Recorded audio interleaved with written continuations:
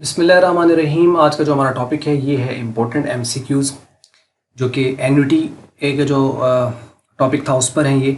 और business mathematics Icom part 1 की exercise 2.3 है। ये इंपॉर्टेंट और रिपीटेड एमसीक्यूज़ हैं, इनको ही आपने कंसिडर करना है। और अगर आपने पिछले सारे लेक्चर्स देख लिए हैं तो आप इनके आंसर बड़े आसानी के साथ दे पाएंगे।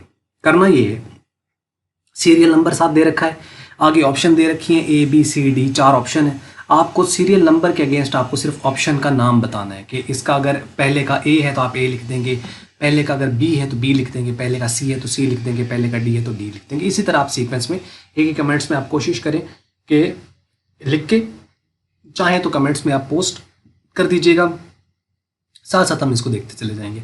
ठीक है, तो कुल मिला के ये 15 एमसीक्यूज़ हैं। यहाँ तक आपने वीडियो को पॉज कर लें, पढ़ें और इसके आंसर पेपर पर लिखते जाएं और उसके बाद उसको आप कमेंट्स में साथ पोस्ट कर सकते हैं।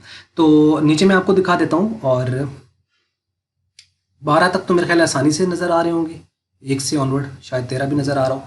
तो चलते हैं जी नेक्स्ट,